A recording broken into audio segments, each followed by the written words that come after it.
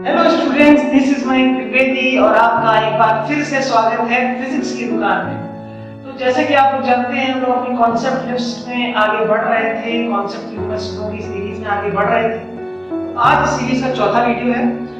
इस वीडियो में हम लोग इलेक्ट्रोस्टैटिक के बारे में थोड़ा सा और जानेंगे और इलेक्ट्रोस्टैटिक को खत्म करेंगे, इलेक्ट्रिक फील्ड एंड चार्जेस को खत्म करेंगे।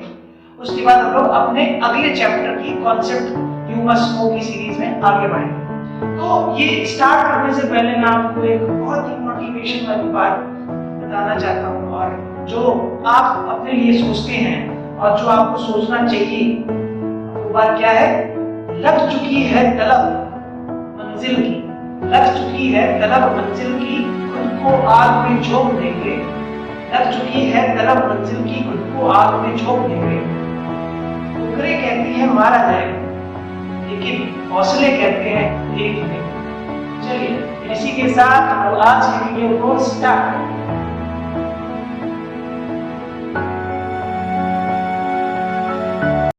तो चलिए स्टार्ट करते हैं। आज का जो पहला टॉपिक है हमारे पास, वो है electric field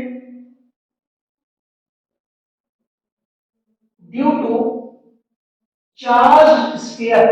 due to charge sphere, इससे बहुत सारे क्वेश्चन पूछे जाते हैं, नीट में भी और आईआईटी में भी, और साथ ही के साथ बोर्ड्स में भी क्वेश्चन इससे आते हैं। तो ये कॉन्सेप्ट काफी ज्यादा इंपॉर्टेंट है।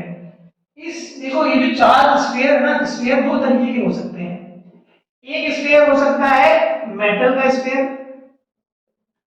एक स्फीयर हो सकता है नॉन मेटल का। ठीक है, अगर हम लोग किसी मेटल के स्फीयर की बात करें और इसको हम लोग एक चार्ज दे दें, मान लो हमने इस मेटल को क्यू चार्ज दे दिया, अब ये जो चार्ज होगा ये मेटल की सरफेस में यूनिफॉर्मली डिस्ट्रीब्यूट हो जाएगा। ठीक है, जैसा कि हम लोग जानते हैं, अगर कोई कंडक्टर है उसको हम लोग चार्ज देते हैं, सारा का सारा चार्ज बाहर वाली सरफेस पे इकट्ठा हो जाता है। ठीक है, बाहर वाली जो सरफेस है उस पे इकट्ठा हो जाता है। अब यहाँ पे स्फीयर की वजह से 3 पॉइंट पे हम लोग इलेक्ट्रिक फील्ड निकाल सकते हैं। सबसे पहली चीज इसके अंदर, ठीक है, दूसरी चीज इसके सरफेस पे, और तीसरी चीज आउटसाइड दैट स्फीयर। इसको हम लोग 1.1 मान लेते हैं, इसको 0.2 मान लेते हैं और इसको 0.3 मान लेते हैं। अगर हम आपसे पूछें कि फर्स्ट वाले पॉइंट पे क्या इलेक्ट्रिक फील्ड होगी, तो अब आप देख रहे हैं कि सारा का सारा चार्ज तो बाहर ही है, यहाँ पे अंदर की तरफ कोई भी इलेक्ट्रिक फील्ड नहीं होती है। ठीक है, तो यहाँ पे क्या हो जाएगा, अंदर में कोई इलेक्ट्रिक फील्ड नहीं होगी जब हम लोग गॉस थ्योरम अप्लाई करेंगे।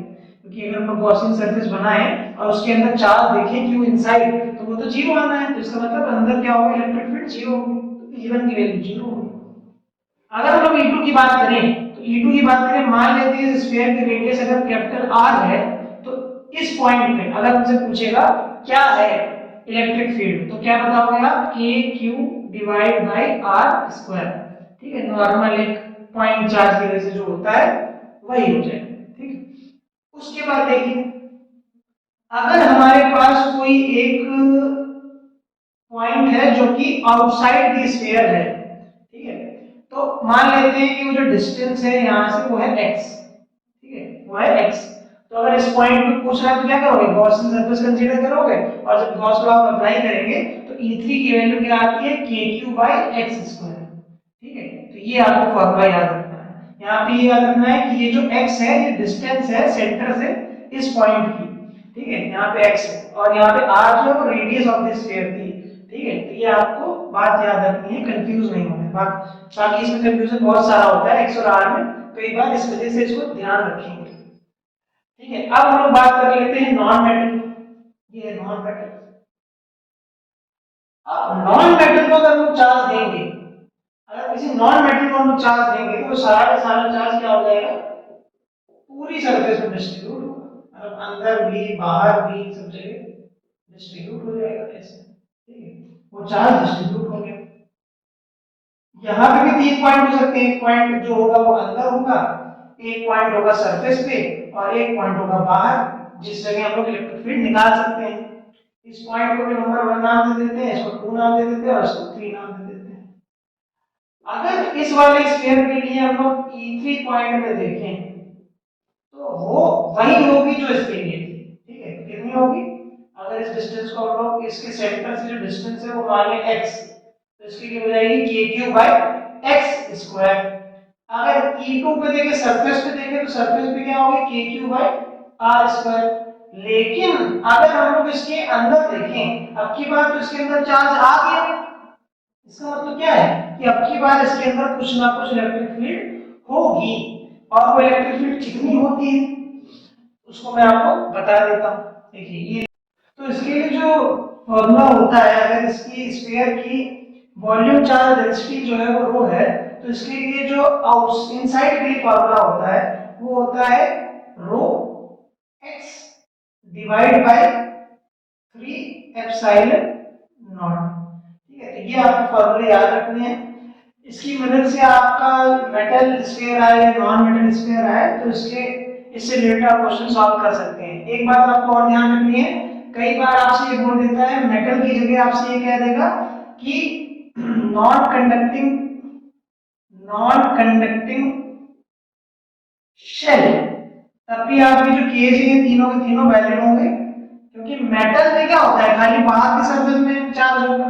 अब अगर नॉन कंडक्टिंग शेल है, अब शेल है तो अंदर तो कुछ होएगा ही नहीं, मटेरियल होएगा नहीं, तो हवा में तो चार्ज घूमेगा नहीं। ठीक है, तो क्या होगा कि खाली चार्ज क्या होगा उसमें भी बाहर होगा, इसका मतलब ये बिल्कुल इसी की तरह बिहेव करेगा। ठीक है, चलिए अब हम लोग आगे बढ़ लेते हैं, नेक्स्ट केस को देखते हैं।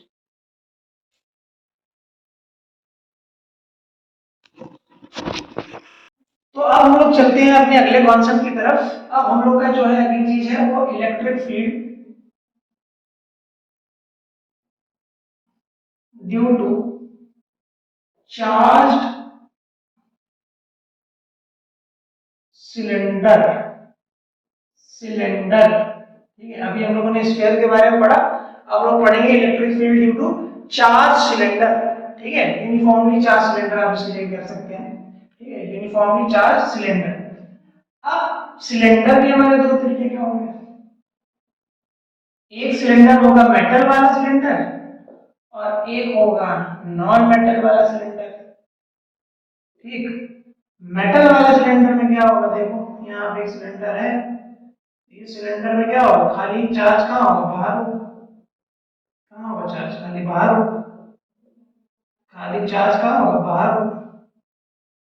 नॉन मेटल में अगर आप जाओगे तो नॉन मेटल में क्या होगा, नॉन मेटल में जो चार्ज है वो सारा डिस्ट्रीब्यूट होगा यूनिफॉर्मली पूरे सिलेंडर में। ठीक है, पूरे सिलेंडर में डिस्ट्रीब्यूट होगा।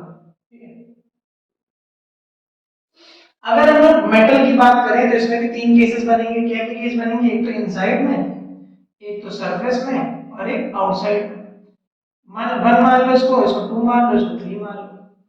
अगर फर्स्ट पॉइंट पे पूछे तो फिर से चार्ज अंदर नहीं है, इसका मतलब E1 की वैल्यू जीरो होगी क्योंकि अंदर तो कोई चार्ज है नहीं।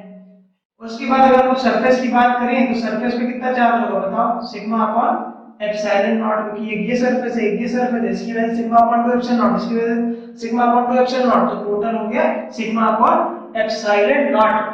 ठीक है, अब अगर हम तुमसे पूछें कि ये बताओ कि ये बाहर कितना होगा, ठीक है, अगर आपसे पूछे कि बाहर बताओ कितना होगा, ठीक है, तो यहाँ पे हो जाएगा बाहर की तरफ E3 निकलता है sigma r upon 3 epsilon not, sorry sigma r upon epsilon naught x।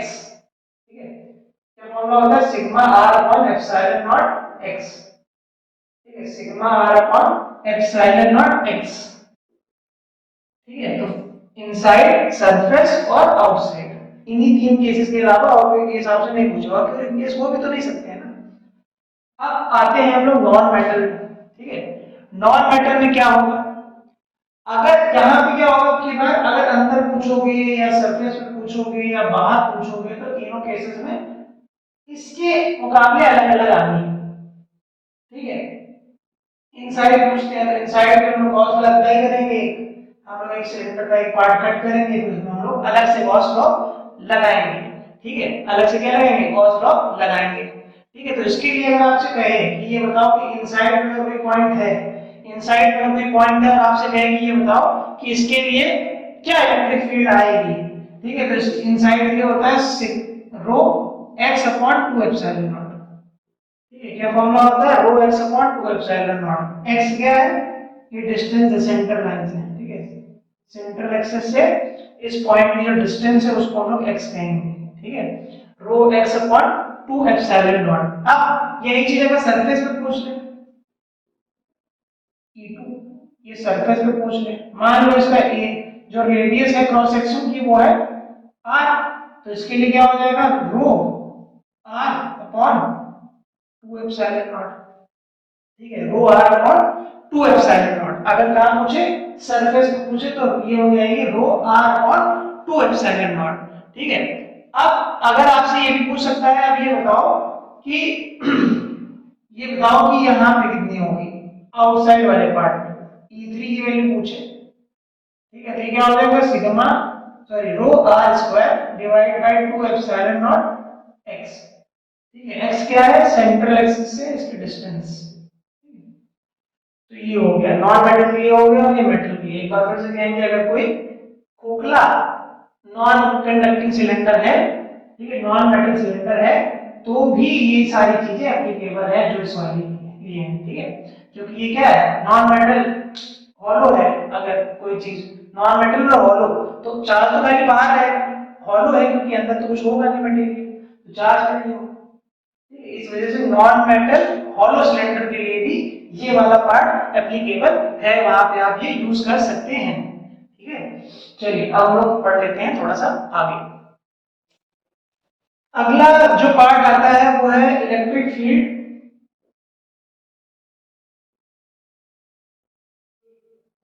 Due to thick metal sheet. जितने भी चीजें हम आपको बता रहे हैं, इसके अलावा कोई भी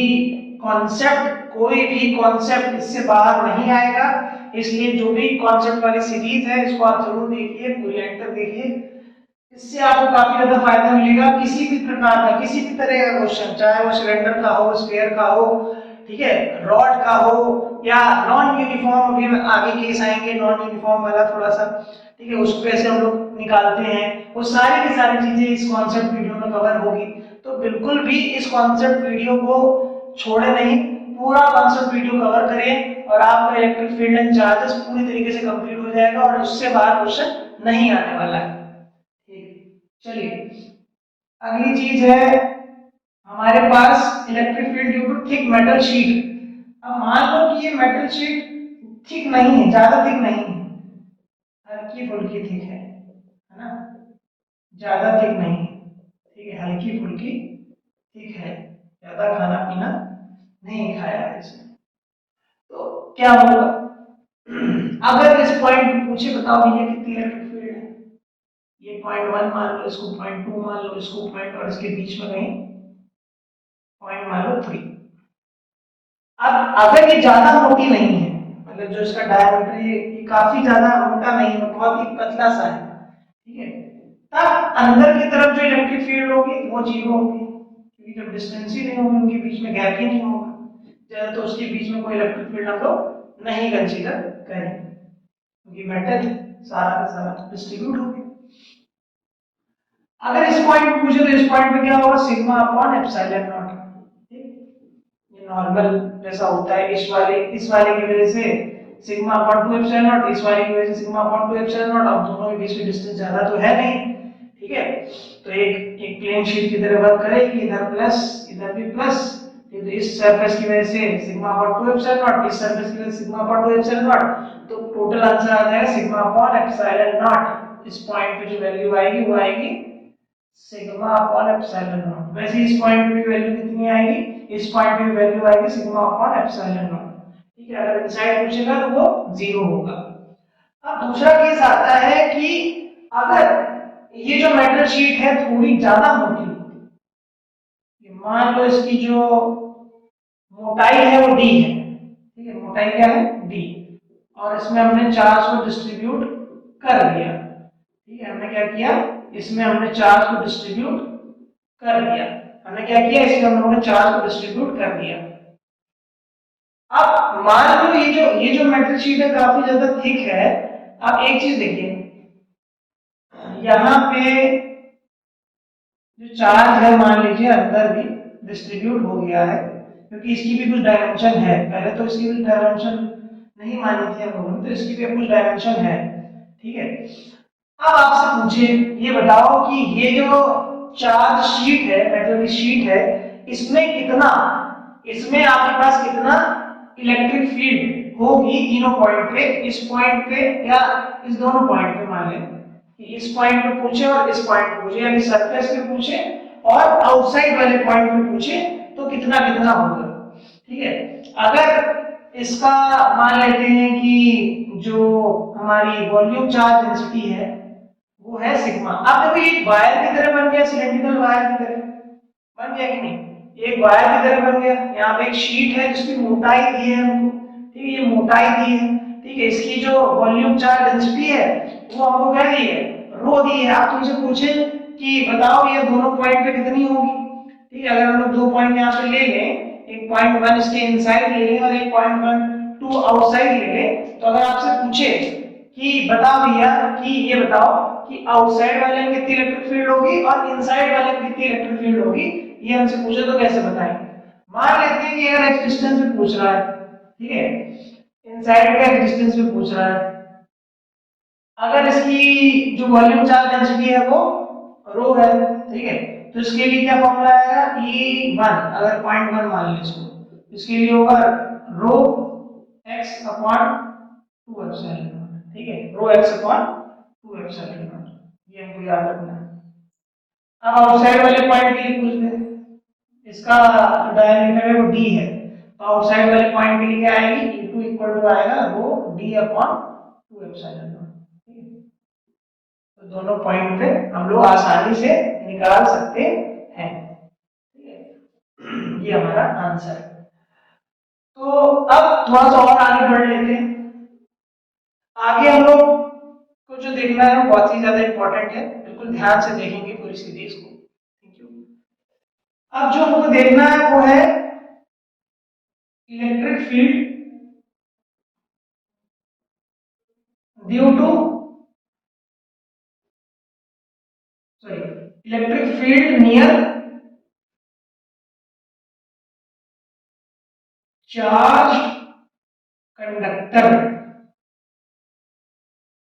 ठीक है, चार्ज कंडक्टर के पास कितनी इलेक्ट्रिक फील्ड होगी। मान लेते हैं कि हमारा एक कंडक्टर है, ठीक है, यहाँ पे हमने चार्ज को डिस्ट्रीब्यूट कर दिया, ठीक है, चार्ज को क्या कर दिया, डिस्ट्रीब्यूट कर दिया। और मान लिया अगर ये आइसोलेटेड कंडक्टर है, तो हमने आपको आइसोलेटेड कंडक्टर के लिए एक चीज बताई थी, क्या बताया था कि आइसोलेटेड कंडक्टर में जो सरफेस चार्ज डेंसिटी होती है सिग्मा, वो क्या होता है, इनवर्सली प्रोपोर्शनल टू आर होती है। यहाँ पे इसीलिए हमने देखो यहाँ पे ज्यादा चार्ज बनाया और यहाँ पे थोड़ा कम चार्ज बनाया है, ठीक है, इसी वजह से, क्योंकि अगर इनवर्सली प्रोपोर्शनल ये घटेगा तो ये बढ़ेगा, ठीक है, सरफेस पे चार्ज बढ़ेगा। अगर इसके आसपास अगर आपसे पूछा जाए कि ये बताओ कि इसके आसपास कितना इलेक्ट्रिक फील्ड होगा, इस पॉइंट पे, इस पॉइंट पे, इस पॉइंट पे, इस पॉइंट, किसी भी पॉइंट पे अगर आसपास आपसे इलेक्ट्रिक फील्ड पूछ रहा है, तो सीधे सीधे आपको जवाब क्या देना है कि इसके आसपास जो इलेक्ट्रिक फील्ड होगा वो सिग्मा अपॉन एप्सिलॉन नॉट होगा, बस खत्म, ठीक है। इसके बाद आपको बहस नहीं करनी है, ठीक है, चाहे दूसरा इंसान कुछ भी बोलता रहे, ठीक है, आपको कोई बहस नहीं करनी है, आपको बस ये कहना है कि हमको ये पता है कि सिग्मा अपॉन एप्सिलॉन नॉट होता है, ठीक है, मैंने सीधे बताया है तो होता है, ठीक है। चलो आगे, अब यहाँ पे एक बात आपको ये याद रखनी है, ठीक है, उस जगह मैं आपको बताना भूल गया था कि अगर ये आइसोलेटेड कंडक्टर है तभी ये चीज वैलिड है, ठीक है, तो यहाँ पे लिख लीजिएगा only valid for isolated isolated conductor, ठीक है, only valid for isolated conductor, ठीक है। अगर कंडक्टर आइसोलेटेड नहीं है तो ये वैलिड नहीं होगा, लेकिन ये जो है ना ये हमेशा वैलिड रहेगा, ठीक है, ऐसा नहीं कि ये भी वैलिड नहीं होगा, ठीक है। अगर नॉन आइसोलेटेड है तो ये तो वैलिड रहेगा कि जो इलेक्ट्रिक फील्ड की वैल्यू है वो near the conductor sigma upon epsilon not होगी, चाहे वो आइसोलेटेड हो चाहे वो आइसोलेटेड ना हो, लेकिन अगर वो आइसोलेटेड नहीं है तो ये sigma is inversely proportional to r valid नहीं होगा। ठीक है, आपको ये बात याद रखनी है। ठीक है, चलिए अब जो अगला कॉन्सेप्ट है वो क्या है, electric field due to non uniform charge distribution. अभी तक जितनी भी हमने बॉडी पढ़ी है उसमें यूनिफॉर्म चार्ज डिस्ट्रीब्यूशन था। ठीक है, लेकिन अगर कोई ऐसा स्थिति कि उसमें नॉन यूनिफॉर्म चार्ज डिस्ट्रीब्यूशन है तो हम लोग उसको कैसे निकालेंगे।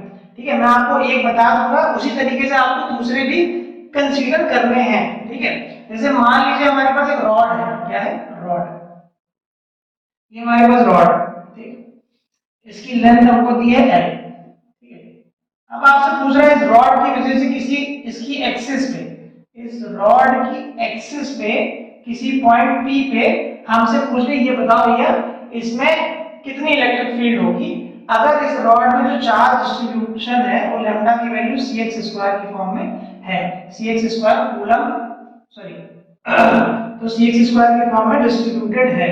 ठीक है, तो कूलम पर मीटर की फॉर्म में डिस्ट्रीब्यूटेड, cx स्क्वायर कूलम पर मीटर की फॉर्म में डिस्ट्रीब्यूटेड है। ठीक है, पहले तो ये कांस्टेंट रहता था, अब की बात क्या है कि लेंथ के साथ चेंज हो रही है, चार्ज की जो वैल्यू डिस्ट्रीब्यूशन की वैल्यू है वो डिस्टेंस के साथ चेंज हो रही है। मान लेते हैं कि इसको हमने एक्स एक्सिस पे रख दिया, कहां रख दिया, एक्स एक्सिस पे रख दिया। ठीक है, ये हमारी वाई एक्सिस और ये हमारी एक्स एक्सिस।